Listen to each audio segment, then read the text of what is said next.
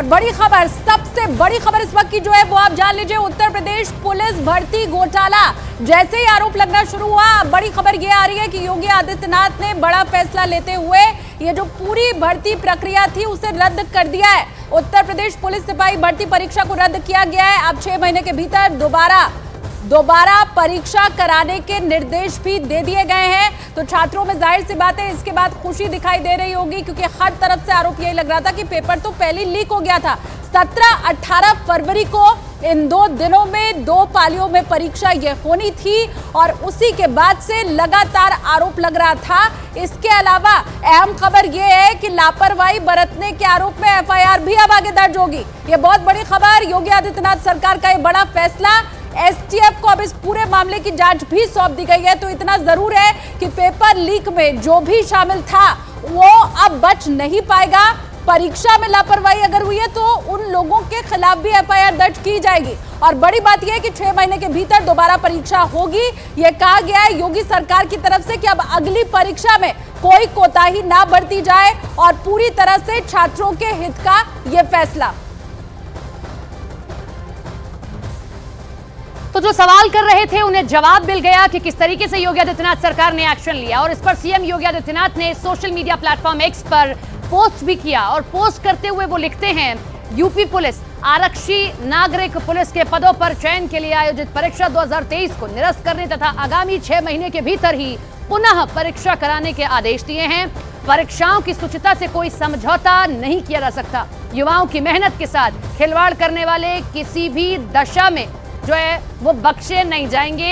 ऐसे अराजक तत्वों के लिए कठोरतम कार्रवाई होनी तय है। योगी आदित्यनाथ सूबे के मुखिया ये सोशल मीडिया प्लेटफॉर्म एक्स पर पोस्ट करके चेतावनी दे रहे हैं कि जितने भी लोग हैं इस पूरे मामले में उन पर एफआईआर दर्ज होगी। अब एसटीएफ इस पूरे मामले की जांच करेगी और आप समझ सकते हैं उत्तर प्रदेश में अगर किसी भी मामले की जांच अगर एसटीएफ कर रही है तो किस तरीके से उस मामले को गंभीरता से लिया जा रहा है। 6 महीने के भीतर परीक्षा दोबारा होगी और क्योंकि उन बच्चों ने बहुत कुछ भुगता इसीलिए यह फैसला लिया गया कि अब जब दोबारा परीक्षा होगी परीक्षा केंद्र तक निःशुल्क उन्हें पहुंचाया जाएगा। क्योंकि हमने देखा लाखों लाख बच्चों ने इस परीक्षा को दिया था इस उम्मीद में कि उत्तर प्रदेश की पुलिस में उन्हें जगह मिलेगी, लेकिन किसी तरीके से पेपर लीक हो गया।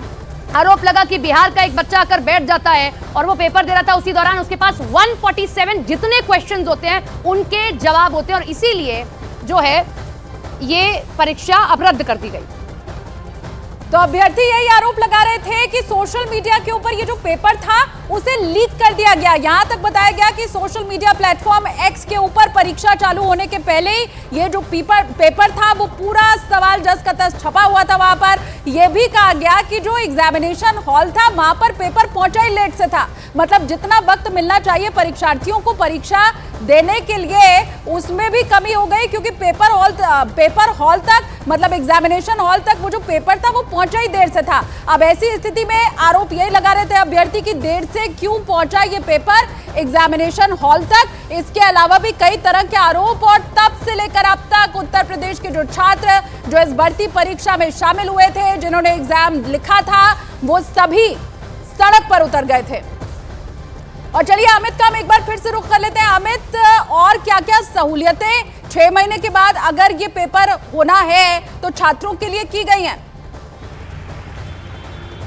जी हाँ, बिल्कुल। देखिए, छात्र जिस तरीके से मांग कर रहे थे री एग्जामिनेशन का, उसी पर मुहर लगा दिया है मुख्यमंत्री योगी आदित्यनाथ ने। छात्रों के भविष्य पर यह फैसला लिया है। जिस तरीके से छात्र लगातार ये मांग कर रहे थे कि पेपर लीक हुआ है, लिहाजा री एग्जामिनेशन होना चाहिए, तो उस पर मुख्यमंत्री योगी ने बड़ा फैसला लेते हुए मुख्यमंत्री योगी आदित्यनाथ ने 6 महीने के अंदर दोबारा एग्जाम कराने का निर्देश दिए हैं। साथ ही साथ आदेश दिए हैं एसटीएफ को कि इस मामले में गिरफ्तारियां की जाए। इससे पहले भी एसटीएफ ने इस मामले में कुछ गिरफ्तारियां की है, लेकिन अभी और भी गिरफ्तारियां करनी बाकी है। तो जाहिर तौर पे मुख्यमंत्री योगी आदित्यनाथ ने छात्रों का हित का ध्यान रखते हुए छात्रों के हक में यह फैसला लिया है और री एग्जामिनेशन का जो छात्रों की मांग थी उस मांग को पूरा कर दिया है। अब इस पेपर लीक मामले में री एग्जामिनेशन होगा, वो भी 6 महीने के अंदर। जी, बड़ी बात यह है अमित कि किसी भी मामले की जांच अगर उत्तर प्रदेश में एसटीएफ कर रही तो हम उसकी गंभीरता समझ सकते हैं। एसटीएफ को जांच दे दी गई है, कब तक रिपोर्ट देने के लिए कहा गया है एसटीएफ को?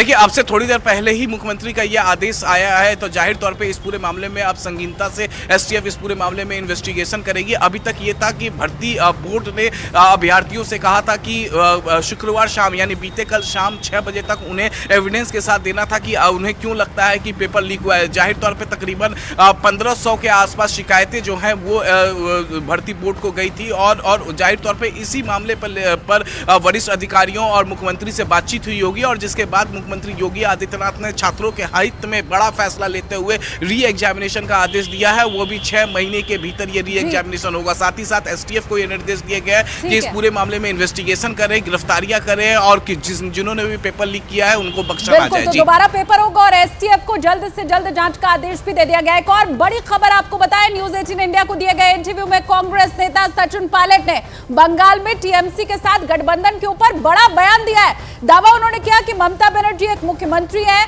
उनका राजनीति में बड़ा कद है और ऐसे में वो बयान दे सकती हैं, लेकिन उनके साथ भी बंगाल में बहुत जल्द गठबंधन किया जाएगा।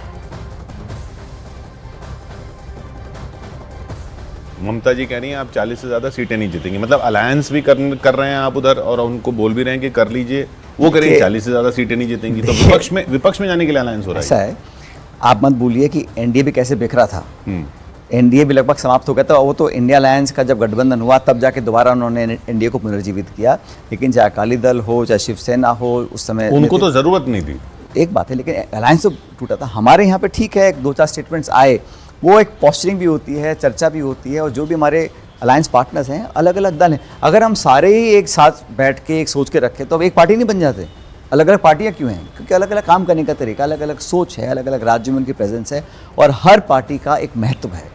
हर पार्टी अपना पॉलिटिकल स्पेस की रक्षा करना चाहती है, तो ये गिव एंड टेक बड़ा जटिल होता है, नेगोशिएशन बहुत समय लग जाता है। कभी कभी किसी को हो सकता है कोई आहत हो जाए किसी स्टेटमेंट से, लेकिन बड़ा लक्ष्य ये है कि हमें मजबूती से एनडीए को हराना है। उस लक्ष्य को लेकर सब साथ आए हैं। हमारा अनाउंसमेंट सपा के साथ यूपी में हो गया, और दोनों का बहुत जल्द होने वाला है। और मुझे लगता है जहाँ तक ममता बनर्जी की बात है, वो एक मल्टीपल कई बार इलेक्टेड चीफ मिनिस्टर हैं, उनका एक अलग स्पेस है देश की राजनीति में, उसको कोई झुटला नहीं सकता है। लेकिन उनके साथ हमारा गठबंधन की चर्चा चल रही है, और मुझे लगता है बहुत जल्द अच्छा सकारात्मक परिणाम भी उसका। ये झलक हमने आपको दिखाई, ऐसे बहुत से तीखे सवाल जिनका सीधा जवाब सचिन पायलट की ओर से दिया गया। ये पूरा इंटरव्यू आप देखिए आज शाम 5 बजे सिर्फ न्यूज 18 इंडिया पर।